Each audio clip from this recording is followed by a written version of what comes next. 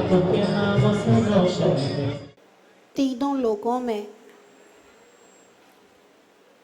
सर्वश्रेष्ठ परम विशुद्ध परिणाम होने का अगर कोई स्थान है तो वह तीर्थंकर परमदेव का समोसरण है। चाहे नंदीश्वर हो, चाहे पंचमेरु हो, चाहे जिनालय हो, चाहे तीर्थ हो, सारी दुनिया में, तीन लोकों में सर्वश्रेष्ठ परिणामों की निर्मलता करने वाला कोई स्थान होता है तो वह भगवान का समोसरण होता है। भगवान का समोसरण, इसका भी लॉजिक है। तीन लोकों में किसी भी जिनालय में, किसी भी अकृत्रिम चैत्यालय में सम्यक दर्शन तो हो सकता है, लेकिन दर्शन विशुद्धि नहीं हो सकती। ध्यान रखना, सम्यक दर्शन हो सकता है लेकिन दर्शन विशुद्धि नहीं हो सकती। अगर दर्शन विशुद्धि किसी स्थान पर होती है तो तीर्थंकर भगवान के चरणों में बैठ करके होती है, समोसरण में बैठ करके होती है। दूसरी बात, भगवान का समोसरण एक ऐसा स्थल है जहां पर एक ही घाट में शेर और गाय एक ही घाट पर जल पीते। भगवान का समोसरण एक ऐसा स्थल है जहां पर हजारों जन्मों से जिनके बैर भाव चले आ रहे हैं, बुराइयां चली आ रही हैं, लड़ाइयां चली आ रही हैं, भगवान के समोसरण में प्रवेश करते ही उस जीव की सारी लड़ाई झगड़े समाप्त हो जाते हैं और विश्व मैत्री का प्रतीक, अगर विश्व मैत्री का संदेश अगर कहीं से जाता है तो वह तीर्थंकर भगवान के समोसरण से सारे लोक में प्रचारित और प्रसारित होता है। इतना सब होने के बाद में ध्यान रखना, श्रद्धेय कीमती है, श्रद्धेय कीमती है, महत्वपूर्ण है, दुर्लभ है, अमूल्य है। श्रद्धेय तो जो है सो है, लेकिन आपके लिए वह श्रद्धेय तभी कार्यकारी होगा जब आपके हृदय में श्रद्धेय के प्रति श्रद्धा होगी, गुणानुराग होगा, प्रेम होगा। और वह श्रद्धा तभी पैदा होगी जब आपकी होनहार अच्छी होगी, आपकी भवितव्यता अच्छी होगी। अगर आपकी भवितव्यता अच्छी नहीं है तो ध्यान रखना, यहां तो हम बैठे हैं, धातु के भगवान विराजमान होंगे और कृत्रिम समोसरण है जहां स्वयं गौतम स्वामी गणधर विराजमान हो, स्वयं तीर्थंकर भगवान विराजमान हो और सौधर्म इंद्र के द्वारा बनाया हुआ साक्षात समोसरण है। अगर वहां भी मेरी भवितव्यता अच्छी नहीं है, होनहार अच्छी नहीं है, तो ध्यान रखना, मारीच आदिनाथ भगवान का समोसरण छोड़ करके चला जाता। भगवान महावीर के समोसरण को छोड़ करके बहुत सारे लोग उठ करके चले गए थे, क्योंकि उनकी भवितव्यता अच्छी नहीं थी, उनकी होनहार अच्छी नहीं थी, और वही मारीच की होनहार अच्छी थी। तो ध्यान रहे, कहा तो तीर्थंकर का पोता चक्रवर्ती भरत का पुत्र था और कहा शेर की पर्याय में था। और वो दो मुनि महाराज वहां तो कोई तीर्थंकर नहीं थे, कोई समूसरण नहीं था, लेकिन वो दो मुनि महाराज अधितंजय और अमितंजय ने संबोधन दिया और शेर ने अश्रों की धारा बहाते हुए, पश्चाताप करते हुए, सिर झुका झुका करके, सिर हिला हिला करके उस संबोधन को स्वीकार कर लिया। भवितव्यता, भव्यात्माओं, जब भवितव्यता अच्छी होती है तभी भगवान की वाणी आपके हृदय में जाती है। अगर भवितव्यता अच्छी नहीं है तो साक्षात तीर्थंकर हो, साक्षात समोसरण हो, साक्षात गणधर हो, वह वाणी भी आपके अंदर जाने वाली नहीं।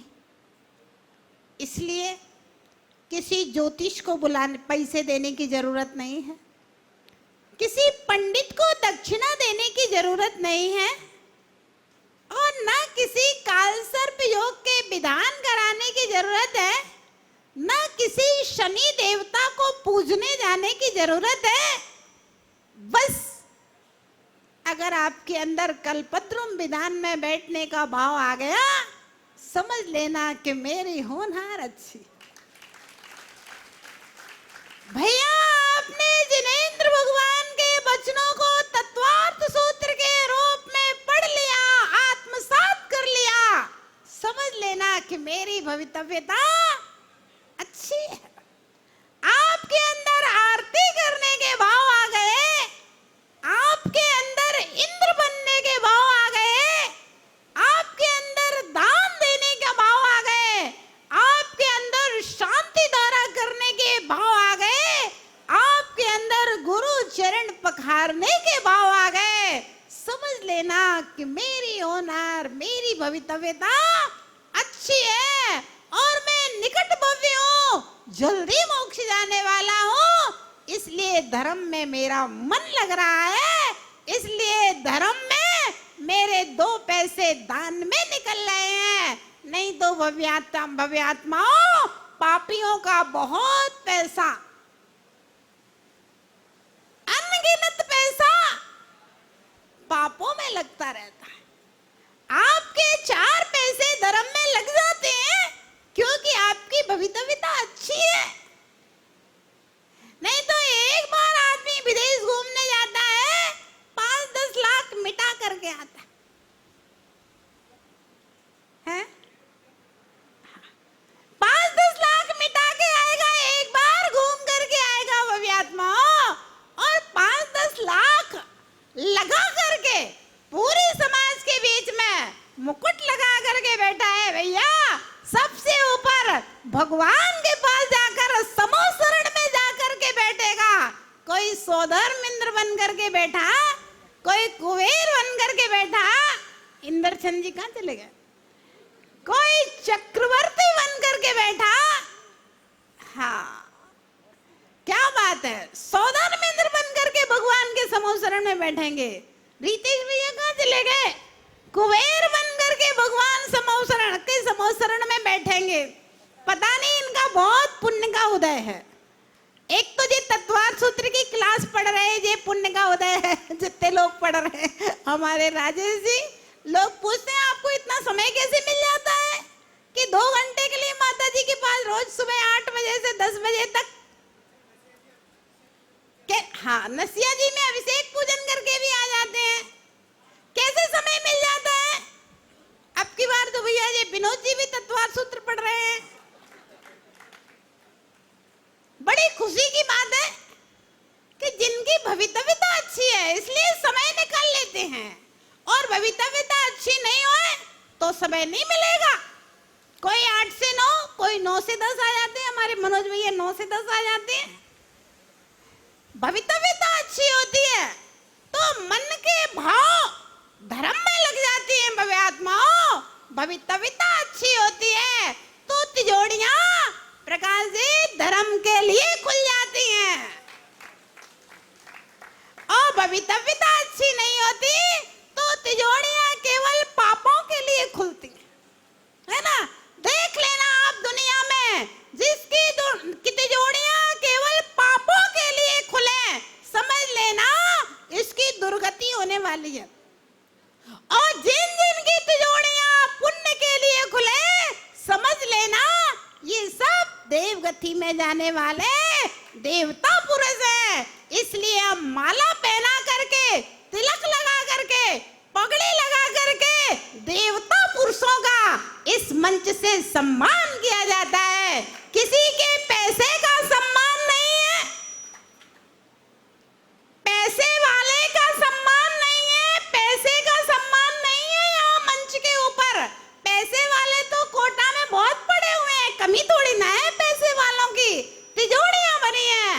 लेकिन यहाँ जो देवता पुरुष हैं अगले जन्म में देवता बनने वाले हैं और अगले जन्म में भगवान बनने वाले हैं, ऐसे लोगों को माला पहना करके, तिलक लगा करके, पगड़ी लगा करके यहाँ पर सम्मान कर दिया जाए। ये देवता पुरुषों का सम्मान है, पैसे का और पैसे वाले का सम्मान। पैसा तो परिग्रह है, पैसा तो पाप है, पाप करके कमाया जाता है और पापों में जाता है। लेकिन जिसका पैसा धर्म में लग जाता है तो भैया वह पुण्य जीव हो गया और पुण्य में लग रहा है, इसलिए उसके पुण्य का सम्मान किया जाता है। दान का सम्मान है, पैसे का सम्मान नहीं होता है। भव्यात्मा बहुत पुण्य का उदय है विज्ञान नगर वालों का और महावीर नगर वालों का, क्योंकि दो ही कॉलोनी में चतुर्मास हो रहा है। इसलिए बहुत सारी कॉलोनियों में जहां आचार्य प्रज्ञा सागर जी महाराज विराजे हुए हैं और यहाँ पर हम लोगों का संघ विराजा हुआ है और बाकी सारी कॉलोनियां भगवान विराजे हैं वहां, है ना। तो बहुत पुण्य का उदय है जब आपकी कॉलोनी में संत विराजते हैं, आपके नगर में संत विराजते हैं, जिससे हमारे भावों में विशुद्धि पैदा होती है, धर्म में मन लगता है। जैसे बच्चा अपने से नहीं चल पाता है ना, तो मम्मी उसको उंगली पकड़ करके चलाती है तो बच्चा चलने लगता है। ऐसे ही ये श्रावक रूपी बच्चे अपने से नहीं चल पाते हैं तो गुरु उनको उंगली पकड़ करके धर्म के मार्ग में चलाते हैं, तो ये सब बच्चे चलने लगते हैं, मोक्ष मार्ग में चलना सीख जाते हैं। तो सौभाग्य है कि गुरु हमें उंगली पकड़ करके चलाने के लिए आए हैं। चलो भैया आप विधान में बैठो, 4-4 बार कहते हैं लोगों से बैठो बैठो भाई विधान में बैठो, पुण्य करो। ये आपको पुण्य है जो हम आपसे कह रहे हैं, नहीं तो किसको किसकी पड़ी। यहाँ तो सब स्वार्थ के साथी हैं, बिना स्वार्थ के को बोलना तो दूर की बात है। अनिल भाई जी कोई किसी को देखता तक नहीं है बिना स्वार्थ के, मुस्कुराएगा भी नहीं बिना स्वार्थ के। जब किसी से स्वार्थ होएगा तो मुस्कुराएगा, स्वार्थ होएगा तो बोलेगा, नहीं तो देखेगा ही नहीं। मुस्कुराना और बोलना तो दूर की बात है। और बिना स्वार्थ के हम आपसे बोल देते हैं भैया क्लास पढ़ने आ जाना, भैया अभिषेक करने आ जाना, विधान में बैठ जाओ, विधान में बैठ जाओ। कितने बार बोला आप लोगों को? ये आपके पुण्य का उदय है कि कोई अच्छे काम के लिए आपको प्रेरित कर रहा है। अन्यथा पापोपदेश देने वाले तो दुनिया में सारी दुनिया है, हर आदमी पापोपदेश देने वाला है। धर्मोपदेश देने वाला हमारा धर्म गुरु होता है जेके जैन साहब पाटोदी जी, जो हमें धर्म के मार्ग में लगा करके रखता है, निस्वार्थ भाव से धर्म की प्रेरणा देता है। पीसी जैन साहब ये पुण्य का उदय है कि पहले दिन पाद प्रक्षालन का सौभाग्य प्राप्त कर लिया आपने। पुण्य का उदय पहले दिन मुझे आरती करना है। पहले दिन ही राजेश जी ने शास्त्रवेद करने का सौभाग्य प्राप्त कर लिया। पुण्यात्मा है, मंडप उद्घाटन नहीं करूंगा, है ना। मैं ध्वजारोहण करने वाले सज्जन को तो हम जानते ही नहीं है। हाँ, हम तो जानते ही नहीं है कहां से इनकी तलवंडी से भावना बनी। कल्पद्रुम विधान का ध्वजारोहण हम करेंगे और हमारी चक्रवर्ती बनने वाली अनीता जी, किसी को पता ही नहीं था बोले कौन लगा रहा है ना। और एक के बाद एक वो व्यात्मा कुबेर हमारे रितेश जी, क्या भावना है। और हमारे शेष इंद्र श्रीमान चंद्र प्रकाश जी, और किसी का कैंसिल हुआ तो ये भैया साहब कल आए छावनी के जैन टांस नई धान मंडी। बोले माता जी मेरा तो सौभाग्य था कि किसी दूसरे का कैंसिल हो गया तो मैं इंद्र बन गया। हमारे ये भैया मनीष चला के आए, बोले मेरी बड़ी भावना है इंद्र बनने की, अगर मेरी श्रीमती जी तैयार हो जाए तो हम भी इंद्राणी बन जाए। और किस्मत देखिए, आज तो इनकी श्रीमती जी